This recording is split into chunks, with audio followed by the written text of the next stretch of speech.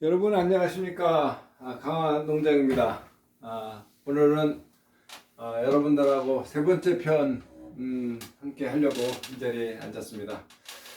날씨가 추석이 이제 내일 모레인데요. 날씨가 많이 차가워졌습니다.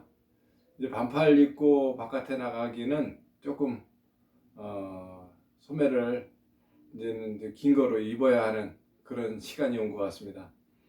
그만큼 또 이제 저희들 농부들은 이제 바쁜 시간이 되었는데요. 여러분들도 올해 추석을 맞이해서 더욱더 행복한 시간 되시길 바라면서 저희 강화농장 TV에서 여러분과 함께하는 귀농귀촌 생각 중이시라면 어떤 것을 중점적으로 봐야 되는지 이런 분야를 오늘 세 번째 편으로 함께 나누도록 하겠습니다. 이런 질문들이 있으시더라고요. 이거 정기적으로 좀 받고 싶은데, 보고 싶은데 라는 말씀들 하시는 분들이 계신데, 구독이나 좋아요 이렇게 눌러가지고 하시면 제가 다음 편 올리는 것들을 직접 받아보실 수 있거든요. 그러면 제가 많이 알지는 못해도 제 경험을 가지고, 경험치를 가지고 여러분들하고 함께 공유할 수 있을 것 같아요. 저도 내려오면서, 귀농하면서 정말 힘든 시간들이 많이 있었습니다. 정말 마음도 많이 상한 일도 있었고요. 정말 입술이 부르트도록 마음고생도 한 시간도 있었고요. 하지만 지금 제가 갖고 있던 그런 어려움 점들을 여러분들하고 함께 공유를 하고 있으니까 구독하시면 그 생생했던 이야기들을 들을 수 있고 또 함께 나눌 수 있습니다. 지난번 제가 한번 그 지붕 뜯는 이야기도 한번 함께 나눴습니다. 쉽게 농막 구입하고 주택 구입하고 하셨는데 이런 것들이 임시 불법 건물이 있어서 그 허가 과정에서 또 인수 과정 가운데 애를 먹는 경우도 있거든요. 저는 이제 어머니가 집을 지어 놓으신 것이 있었는데 그 집 뒤에 이제 창고를 한 10평 가까이 지어놨던 거예요. 근데 그것을 양성화하려고 하다 보니까 이거 양성화가 안 되고 다 뜯고 다시 허가를 내야 되는 그런 과정들이 있었거든요. 그래서 오늘은 3편을 함께 진행하도록 하겠습니다. 지난번에 강화농장TV에서 여러분들과 함께 했던 것이 이제 첫 번째 장소에 관한 이야기를 했고요. 두 번째로는 주변 환경에 관한 이야기를 했습니다. 오늘은 기반 조성에 관한 이야기를 하도록 하겠습니다. 기반 조성하면 보통 이제 뭐 도로나 항만 그렇게 생각할 수 있지만 오늘은 우리가 귀농귀촌의 분야를 함께 하기 때문에 기반 조성이라는 측면에서 보면 내가 여가 활동용으로 이것을 귀농을 하려고 하는 건지 귀촌을 하려고 하는 건지 아니면 정말 도시 생활을 접고 정말 농사나 짓지 뭐 그런 마음으로 귀농을 하셔서 전업농을 하려고 하시는 건지 아니면 그냥 귀향 내가 태어난 곳으로 그냥 가는 건지 이런 부분 이 세 가지 측면의 축으로 이렇게 나눠봐서 생각하면 좋을 것 같아요. 제가 시간적 여유가 있고 좀 기술이 있으면 보시는 여러분들한테 자막을 같이 놓고 이렇게 설명도 해가면서 하면 좋을 것 같은데 또 그럴 시간적 여유는 없네요. 이렇게 컴퓨터로 이제 작업을 하고 해야 한다고들 많이들 그러시는데 제가 전문 유튜버도 아니고 그냥 경험을 여러분들한테 함께 공유하는 그런 차원이기 때문에 어떤 때는 농사를 짓다가 실패하는 경우도 있고 올해 같은 경우는요 저희가 논 한 단지가 저희는 1500평이 한 단지인데 한 단지가 지난 그 태풍에 다 쓰러졌어요. 너무 마음이 아파요. 일으킬 수도 없고 나름은 잘 지어놨는데 그 쓰러진 그런 것들도 여러분들하고 함께 공유하는 그런 농촌 사람의 그냥 강화농장 유튜브이기 때문에 전문적으로 자막을 놓고 그렇게 설명하지도 못하고 있습니다. 시골 생활에서 좋은 점이 이 마스크 없이 생활할 수 있는 것 같아요. 갑자기 옆에 누가 오면 저도 이렇게 갑자기 마스크를 씁니다. 쓰고 대화를 합니다만은 혼자 일하고 또는 아내랑 둘이 일하는데 이 마스크로부터 탈출할 수 있잖아요. 뭐 도시민들은 운전도 하면서 마스크 쓰는 분도 계시더라고요. 혼자 그 공간에 있음에도 불구하고도. 근데 농촌 생활을 하실 경우는 이런 코로나19로부터는 조금은 자유로운 것 같아요. 외부 사람들만 만나지 않는다면 혼자 생활을 하거나 가족끼리 생활할 때는 이 마스크로부터는 탈출할 수 있는 것 같아요. 자, 오늘은 세 번째 시간에 본격적으로 얘기하면 기반 조성, 제가 말씀드린 것처럼 여가 활동용으로 귀농 귀촌을 할 것이냐, 아니면 정말 전업농으로 할 것이냐, 아니면 부모님이 계시던 땅을 지키기 위해서 그냥 귀향을 하는 입장이냐 라는 것 세 가지 테마 중에서 조금 깊이 들어가 보면 다음 얘기할 수 있는 것이 요거인 것 같아요. 바로 내가 집을 지을 거냐, 또 아니면 농지를 구입할 거냐, 아니면 그냥 주택을 그냥 구입해서 할 거냐, 이런 분야인데요. 먼저 택지 구입에 관해서 한번 말씀을 드려보도록 하겠습니다. 택지 그러면 개발 제한 구역 내에 있는 개발이 가능한 지역인지 아닌지 뭐 이런 것들 보통 얘기들 많이 들어보시잖아요. 뭐 부동산에서 들어보고 하시는데, 가장 중요한 것, 앞에 2편에서도 말씀드렸지만, 내가 장소를 정했다면 그 지역에서 가서 이 땅이 어떤지를, 부동산 하시는 분들도 전문가이기 때문에 잘 아시지만 요거는 발품을 좀 파셔야 될 것 같아요. 군청에 한번 가셔요. 귀농 귀촌을 할 경우는 군청에 가시면 건축가에 가셔서 농지 전용 허가가 가능한지 아닌지, 또 내가 이 300평 이상의 땅을 구입하려고 할 때 어떤 제한 요소는 있는지 없는지를 먼저 보셔야 될 것 같아요. 요즘은 면사무소에서는 간단한 행정 업무만 하고 있기 때문에 군청에 가셔서, 군청의 건축가에 가셔서 내가 이렇게 오려고 하는데 뭐를 살펴야 되는지를 보셔야 될 것 같아요. 특히 내가 이 땅에 관심이 있는데 그냥 업자들 이야기만 듣지 마시고 직접 군청에 가셔서 그 토지대장이라는 걸 가지고 직접 가셔서 보시는 것이 제일 좋은 것 같아요. 저도 그런 어려움이 있었습니다, 최근에. 그래서 지금도 아직도 군청에 왔다 갔다 하면서 건축 허가와 관계된 일을 하고 있는데요.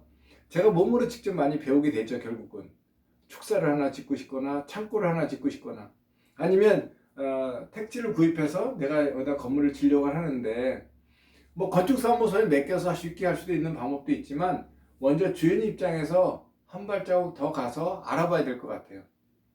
이 땅이 정말 집을 지을 수 있는 땅이라면 택지를 구입하고, 또 이 택지 내에서 내가 몇 평의 건물을 지을 수 있는지, 고도 제한은 없는지, 예를 들어서 뭐 군사시설은 없는지, 아니면 여기에 정화조는 어떤 것을 묻어야 되는지, 5인 이상의 경우는 어떻게 해야 되는지, 이런 것들이 함께 다 담겨져 있거든요. 근데 이것을 건축가에 가서 상담하시면 아주 자세하게 상담들 해주세요. 특히 올해 같은 경우는 특별조치법이라는 것도 있고요.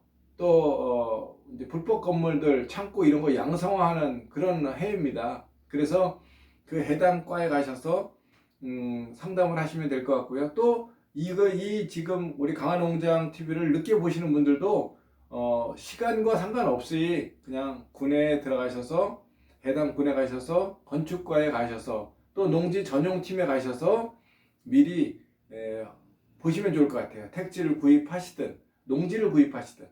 또 농지는 구입하는데 많은 까다로움들이 있습니다. 이제 도시민들이 오실 경우 또 문제가 있고요. 또 특히 주택을 구입하는 경우는 최근에 이제 주택과 관련돼서 법이 많이 바뀌지 않았습니까? 30세 이하의 자녀가 갖고 있는 집은 부모가 갖고 있는 집하고 동일하게 지금 되고 있고요. 또 시골에 집을 하나 구입하는 경우도 마찬가지로 또 주택을 구입하는 걸로 됩니다. 그러면 1가구 1주택이냐, 1가구 2주택이냐, 1가구 3주택이냐, 또 총 금액이 얼마냐, 이런 것까지도 함께 보시면서 하셔야 될 것 같아요. 특히 택지를 구입하시는 분들 같은 경우는 이 땅에 도로가 어떻게 나 있는지 도로상 먼저 꼭 체크하세요. 두 번째로는 오수, 하수 부분들이 어떻게 되는지, 그 다음에 세 번째로는 상수도라고 하는 것들이 있잖아요. 예를 들어 지역에서 그냥 물을 같이 공용으로 쓰시는 경우가 있고, 아니면 서울 근교 같은 경우는 예를 들어서 우리가 말하는 한강물을 먹는다고 친 겁니다. 팔당물을 먹는다, 뭐 이런 표현들 많이 쓰시는데, 이 상수도 사업소에서 내려오는 물을 쓰는 건지 꼭 보시고요. 또 가스관이 어떻게 공급이 되는지, LNG를 두르는지 LPG를 두르는지 이런 부분도 꼭 봐주셔야 되고요. 또 전기 분야가 있습니다. 전기 분야는 어떻게 현재는 이루어지고 있는지 보셔야 되고요. 또 우리 도시 생활을 하시다가 내려오시면 인터넷 또 CCTV 이런 것들도 되게 중요한 사항 중에 하나예요. 그 사항은 어떻게 되고 있는지 이런 한 6가지 항목들을 꼭 보셨으면 좋을 것 같아요. 내가 기본적으로 주택 택지를 구입해 놓고 나서 그 다음에 뭔가를 하려고 할 때 걸림돌이 자꾸 나오는 경우가 많이 있거든요. 나는 분명히 맹지가 아닌 경우를 산 경우입니다. 예를 들어서 가까운 부동산을 통해서 지인을 통해서 주택 택지를 분명히 샀는데 꼭 가운데 진입로 가운데 또 다른 이해관계인이 있는 겁니다. 그러면 나는 이 땅을 만약에 70만 원, 100만 원에 샀습니다. 근데 이해관계인이 그 땅을 허락해 주지 않음으로 인해서 내가 맹지가 되는 경우는 건축 허가가 되지가 않아요. 또 오수나 하수가 나갈 길이 없어요. 이런 경우도 마찬가지로 건축 허가가 나지 않는 거죠. 이런 부분들까지도 함께 보셔서 이 택지 구입에 신중을 좀 기하셨으면 좋겠다 싶고요. 예, 이제 농지 구입도 그렇습니다. 본인이 농지를 전업으로 이제 할 경우이거든요.